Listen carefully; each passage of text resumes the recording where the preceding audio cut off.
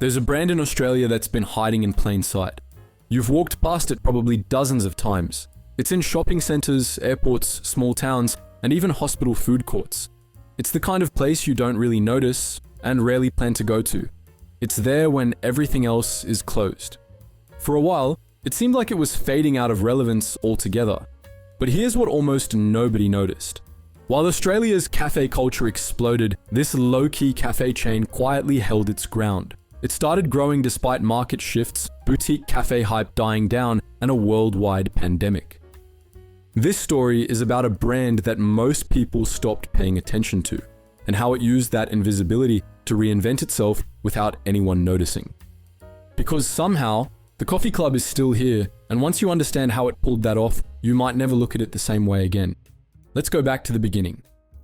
The coffee club was born in Brisbane in 1989. The founders, Emmanuel Drivas and Emmanuel Kokoris, saw a gap in the market, a need for a place that wasn't a greasy spoon diner, but also wasn't some intimidating espresso bar. A cafe where you could get a reliable coffee, sit down for a hot meal, and not feel rushed out the door. Throughout the 90s, the coffee club expanded steadily, first across Queensland, then into other states. Rather than chase high-rent inner-city hotspots, the brand focused on high-traffic, underserved spaces, suburban shopping centres, hospital campuses, and airports. Places where people were looking for reliability, seating, and a menu that made sense whether it was 10 a.m. or 4 p.m. That strategic positioning helped the brand attract customers who just wanted a good coffee and a proper meal without the performance of a cool cafe. Franchising played a huge role in this growth. By the early 2000s, the coffee club had built a tightly run franchise system that gave local operators the freedom to respond to their communities while still benefiting from national marketing, supplier networks, and brand consistency. While Australia's cafe culture was still evolving, the coffee club had already carved out its niche as a safe, familiar option you could count on almost anywhere in the country. If you needed a breakfast wrap, a strong flat white, or somewhere to sit with your workmates, the coffee club was there. But over time, the market shifted. The Australian cafe scene exploded, and by the 2010s, expectations had changed. People weren't looking for a decent cup of coffee, they wanted a certain kind of experience. They wanted single origin beans, minimalist interiors, alternative milks, turmeric lattes, and plant-based brunches, which eventually became standard in many areas. Cafes began focusing as much on their branding and visual aesthetic as they did on what was on the plate. Coffee became less about the drink itself and more about the vibe, the atmosphere, the music, the type of chairs, even the kind of cups being used. It all mattered.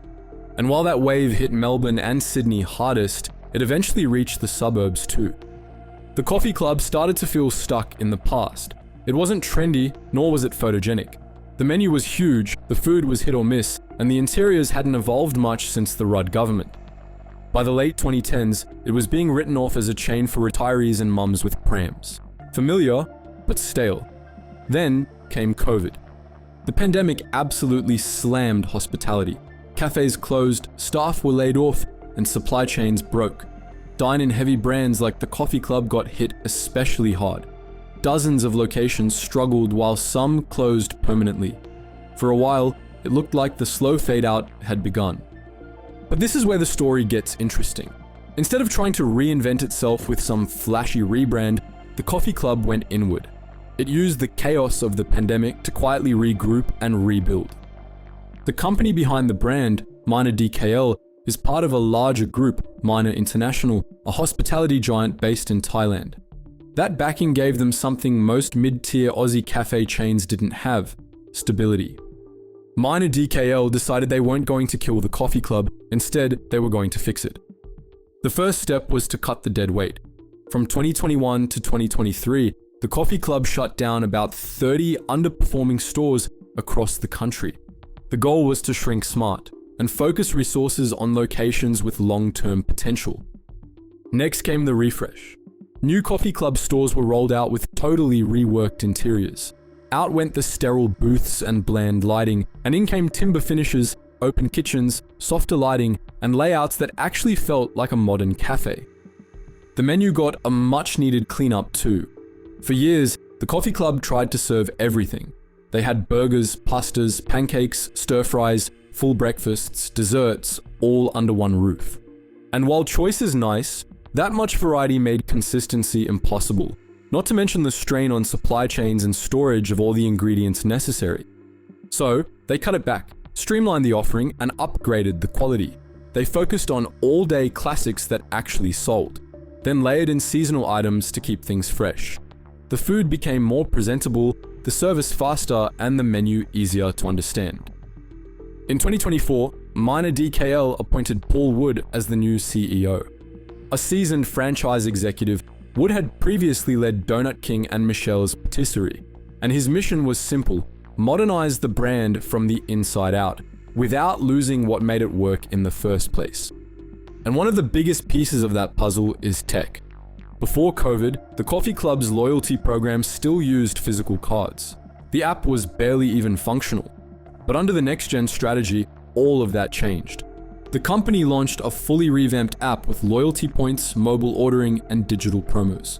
The app fully integrated it all.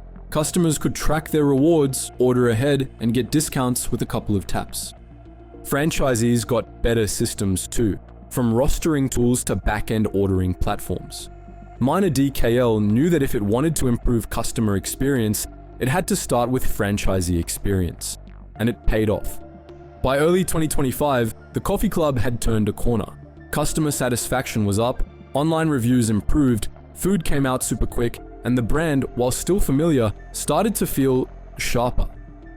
But maybe the most surprising part of the coffee club revival wasn't what happened in Australia. It was what happened overseas. In 2024, the company announced a bold new expansion into Kenya. They partnered with Java House Africa, one of the biggest food chains in East Africa, and announced plans to open 10 coffee club stores in Nairobi, backed by an investment of over 1.3 billion Kenyan shillings, roughly 13 million Australian dollars. Which begs the question, why Kenya? Well, in Kenya, the cafe culture there is booming. Young urban professionals are looking for spaces to work, meet, and unwind. There's strong local coffee, a growing middle class, and a gap between boutique cafes and fast food chains. The coffee club fits perfectly into that space. They're affordable but polished, have a sit-down service, an all-day menu, and global branding. It's a formula that's already found early traction, and Minor DKL has hinted they're exploring more African markets next. Back in Australia, the changes have been more subtle, but no less real. The coffee club knows exactly who it's for now. They're not chasing hipsters in Fitzroy or influencers in Bondi. They're focused on suburban families, regional towns, travelers in airports, older Australians, and people who just want a good meal, a decent coffee, and a clean table to sit at. It's trying to be the reliable, safe option. That might sound unremarkable, but in a cafe economy where many brands crash within 18 months, that's kind of genius. So next time you walk past a coffee club and think, oh yeah, that place, maybe take a second look, because under the hood, it's not the same brand it was 5 years ago. But what do you think? Let us know your thoughts and more in the comments section below, and let's discuss. And if you enjoyed this story, give us a thumbs up, hit subscribe, and don't forget to ring that bell so you never miss out on more deep dives like this. Thank you guys so much for watching, and as always, stay curious.